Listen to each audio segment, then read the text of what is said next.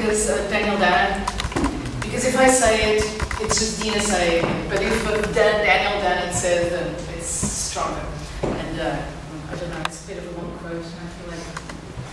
but basically it just says that this is the job of philosophers, is to ask questions. Right? Okay. And, but one of the reasons is that, so I'll read this really nice quote, sorry, I can't really long, but that eventually we must arrive at questions about ultimate values, and no factual investigation could answer them.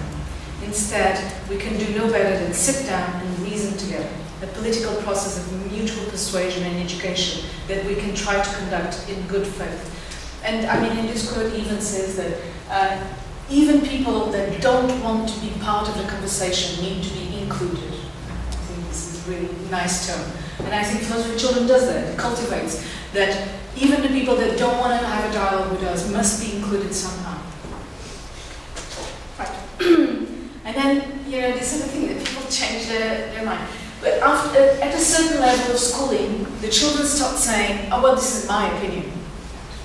And then, of course, that's okay, because what they're doing is they're mimicking this value that's been passed to them, that we don't want to be confrontational and hostile towards people that think differently than us. But sometimes the problem is this, instead of being just a move for good diplomacy with other people, it becomes a move to not talk to other people about ideas. Right? So we cannot disagree. So for instance, when I go and do sessions at like the 10th grade, so they're like, I think 14 years old, the fact that they can disagree it's free, right? They really enjoy it because that's the age where you start really doing this seriously in a way that can be quite harsh. But in schools they have to do this thing, oh, it's my opinion, and the other's entitled to his opinion, and then all of a sudden we don't talk about things, and it's just terrible. Right, I think my slides are better because they're more coherent. Alright, so when this happens to me, I think of Dewey, because he has this notion of objectivity and subjectivity that enables us, just because something is subjective doesn't mean we can't talk about it, right? And he has this really nice quote that would mean that just because the fact that a house is ours, right, or yours or mine, we can't talk about it to other people, and that's absurd, right? So it's the same with opinions. Just because it's my opinion, I still have to put it out there, right, to be critically evaluated by other people. Right. So, of course, if you critically evaluate an opinion, then you might change your mind. So when it happens, it's important then to point out that happened. To point out that we don't change our minds. It's hard to change our minds, and we don't change it just because it's just something happened to us. Right? It's like something, reasons move us, something that another person said moved us to change our mind. Okay, so I have this story from Raphael. This is 6th grade, so let me think, so they're like 12 years old. And at the end, we were doing a session about raising questions for the school year, to debate in the school year. And at the end, we raised 96 questions. We didn't talk about all of them, but just to give you an idea, this is how powerful enabling them to ask questions, how it works. Anyway, one of Raphael's questions was, does Father Christmas exist? And I thought it was too big to have this question, but you know, it's not my role to sanction or not question, so I let it go. And at the end, he came to ask me if I could use his question. Because he already knew not all questions were going to be debated, so he wanted his question to be debated. And I was a bit scared, because I thought, if he believes in Father Christmas, what I say can be detrimental, right? So I was trying to be careful. And I asked him, Raphael, why do you want to talk about this question? And I had done Philosophy of Children with them for several years, so he knew the methodology, he knew the event, and what came out of it. And he said, I don't believe in Father Christmas, but my dad, every Christmas, argues with me that Father Christmas exists, and I cannot find the arguments to convince him. So he thought, if I do it in a session, I will get enough reasons to beat out my dad's arguments. And I thought, that's amazing, right? So he clearly recognized that the reasons you collect in a philosophy children's session are strong enough, become strong enough to change somebody's point of view. So he wanted to use that as a strict... I tell this story all the time because I didn't do a session on it, so I feel really bad that I didn't. But I shared a story to honor, Raphael's wish. Okay. So what is it about a philosophy session that Raphael thinks, he can gather enough arguments to convince his father that Father Christmas does not exist? So participants see and hear people who think differently. So participants identify their ignorance. This really dramatic thing when I go to schools. So sometimes the children, when they really push, they go like, I don't know. And I go, you deserve a badge. Because it should be at the entrance of each school, not the mathematics like Plato said, but it should be like, if you are here, you must say, I don't know, at least once during the day. And they're really surprised, because strangely the schools are a place where you have to constantly pretend that you know everything. It's the most absurd thing ever. Anyway, and then 3, they collect arguments and counter-arguments about certain positions. And this is independently of their own opinion, right? So they understand that there are arguments for positions. And then, of course, they experience people changing their minds in the sessions. And they also experience that you can have a follow-up session, if you're lucky. That means that the discussion does not end there.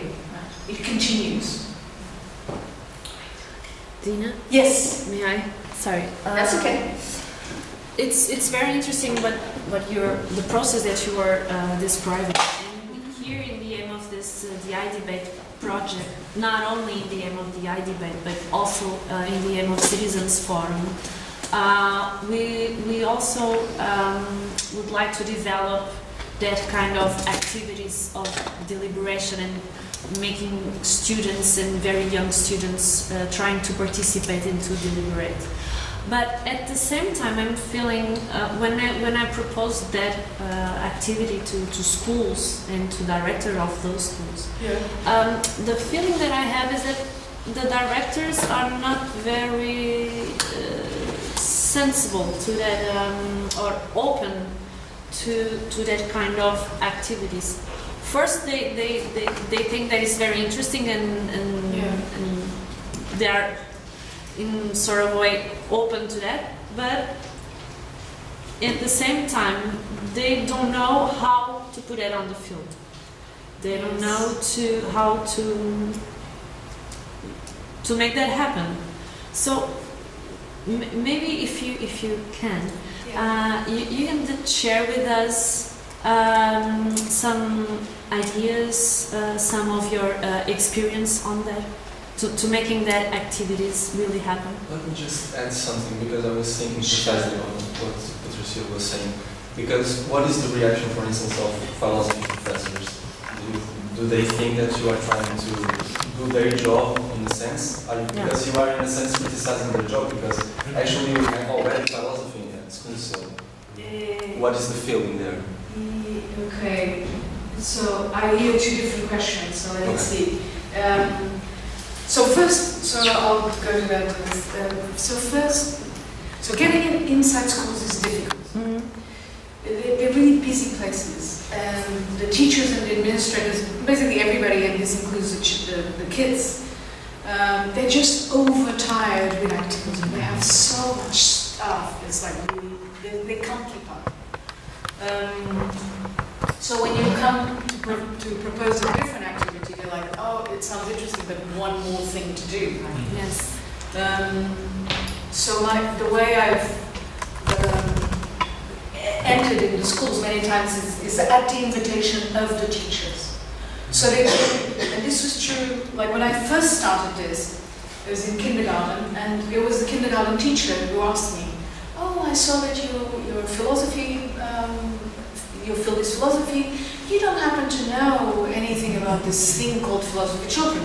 And I went, not only I can, as I would say I'm lucky enough to have studied with Matthew Liebman. So, I can do sessions in schools, and I can at first it was like, I'll come and do like 3 sessions for you so you can have a look. And then it turned into 3 years of work with her. So to answer, I gotta work on my introductions. I take too long. The best way to do it is to find a teacher who's passionate in a way that thinks that this is needed in their classrooms. Right? So that's the first thing. And this actually, this teacher, Eduarda Carvalho from Padre Antonio Vieira, she met me through a different project, and she teaches economic, and she says, the problem is I'm teaching them all these things, but since they're not being taught how to think, it's like there's part of the job that's missing. So she allows time in her classroom, the timing, to do this. So to go to your question. So, and I tell Eduardo all the time, yeah, but you can do this with a philosophy teacher. And she goes like, I don't know if I can. So my plan with her, I'm going to work, this is the 30th I'm going to work with her this coming year. And my plan is to design the material in such a way that any philosophy high school teacher can do it. So for instance, to give you an example, they teach roles in 10th grade in philosophy here. And I do this session where we actually do the experiment of roles, veil of ignorance. It's like, you have to go into class and you have this veil of ignorance. You have to produce a just society, not knowing which place you will have in that society. I can tell you that the first reaction I have is, Dina, we don't need to do that. There is no possible way of having a just society. That's the first reaction. And then I go like, okay, well, let's just try. And then what they do is they enumerate at least one of the principles of roles. So this is totally doable in the classroom to coordinate with the philosophy teachers and to give a way for philosophy teachers to interact with other teachers. Right? So I don't see my go visiting schools as doing something, substituting their work. But you are not working with them. With philosophy teachers. You're not working with them, or are you? No, I'm not, but I would love to. But for that, they have to feel the need that they want that, right? Because to want something is, I tell my son, that's half the work done, right? When you want something, you go for it. But people are so overworked, right? And then this is like one more thing to do. Right? You have to really feel the need. Oh, I'm sorry. No, that's okay. Do you think it's easier to do it in private or in public? Definitely more easier to do it in private schools. Yeah. It's very curious that you're talking about that, because when I was in elementary school, I guess, I was 6 years old probably. Not the elementary school, the level I had. And we had some philosophy classes. Oh, nice. On that time. Okay. And at the time, I thought it was normal, and all my colleagues from other schools had the same experience. And after all these years, when I asked, well, do you remember when you was in the primary school, you remember have philosophy classes? And everybody says, no. Yeah. And now you're talking about that specific project, that I realized that is very specific. Yeah. And in my learning process, now that I have some years ahead, I think it's very important, especially to have that capacity that you're mentioning, that it was question reality, question things. Yeah, of course. Don't be afraid of raising questions. So it's just a comment, not probably a question, but I had that experience to have philosophy in elementary school, and I remember that it's not only raising questions, but we had some case studies at the time. Okay. For example, families having a process of divorce, or having kids from other parents, adoption also. I remember there was like a plot. Yeah. And then we followed that story. I remember particularly the questions around family and family relationships. All right. So I think it's very, very important. Well, I was in the primary school, but when I think about having that proposal for example, for high school. Of course, and here in the iDebate, we have 5 main issues that you can raise. Well, of course, the topics are different to debate and more close to reality and political engagement and civic actions in a sense. But I don't know if some of the partners have also some ideas or have that kind of, for on the one hand, have the same experience in high schools or private or public schools in their own countries, and on the other hand, if you face the same difficulties to have the proposal of the iDebate in high schools, or if you only had that experience of debates with universities. I think it would be, well, it's just a suggestion that we can talk later, but I'm curious about that. But you want to like raise the debate now? I just raised the question, and if someone wants to. Yes. I'm from Italy, and I represent the association and Herald. In fact, we work particularly with high school, and we have no sort of problem to speak about some general dynamic of society, of, for example, the dynamic of involvement people in European election in this moment. Okay. But it's different in primary school, in my opinion. It's not so simple to discuss about this form of mathematics. Mm-hmm. And in effect, sometimes we improve in the past years, but it's difficult to approach the discussion with the professor, with the director of the school. In fact, not so in a high school or university, Yeah. where it is a possible to approach the form of discussion and interaction.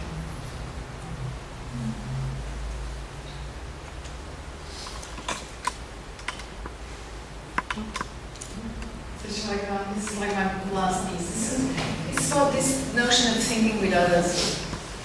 And I mean, the way I think that people that do research, this is what they do, except it's not so visible. But I have this story from 11th grade, so they're 15, 16 years old, again in this high school. And I put this because I used this material that, this is available for everyone, this European project called Really Nice Nine Peace. And they have several exercises and stories to use. I didn't use their stories, but I used one exercise that they have, and it's ambiguous cases of merit. So it was just a set of various examples that we were talking about, right? And we were writing on the board the criteria that we thought people deserved reward, recognition, for their goal. And now, after a few examples, the classroom had reached the conclusion that to deserve something, one had to A, do some work, B, dedicate oneself to the subject, and C, undergo risks. And then we hit on this example. For the election for the student representative, and one person threatens the others to vote in her and wins the election. Does that person deserve to win? And of course everybody said no, because they know the right answer is no. But according to their criteria, the person deserved. And what happened was one participant, really shy girl, who never speaks in classroom, all of a sudden went, yes, I also don't agree that she won, but according to the criteria on the board, that person deserves to win. And this took a total different turn to the discussion, right? So this is their expression. They said, this requires an ethical umbrella. This is exactly what they said. And I was like, I felt so good, because I was like, here's the proof that thinking together and writing on the board, right? So all the people knew, let's call it the right answer, which is no, you can't win an election like that. However, if we were just talking about the cases of deserving merit, right, the first criteria that comes to mind does not include a protection to this type of problem. So, interesting story. So, thank you. That was me.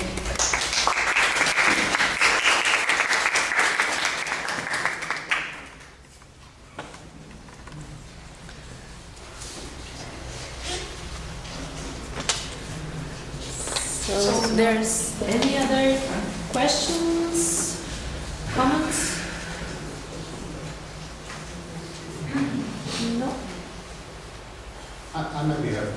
I mean, so I have a 7-year-old son that might be in your catchment area for teaching philosophy of children. I really like the idea, but I really sort of hear your problem. And my sense of schools at the moment, apart from, is that they have to teach so much so-called content, or the whole thing seems to be about this kind of transfer of information. This is kind of not what they're trying to do, and it seems to me that. I mean, I just have a particular experience, which is, so my son grows up bilingual, and he's learning to read in English and Portuguese. And he reads as well, if not better, in English than he does in Portuguese. And yet he has no formal lessons, hardly any formal lessons, any of his lessons. And so just from this experience, it seems to me that there's a kind of obsession with making them do stuff to demonstrate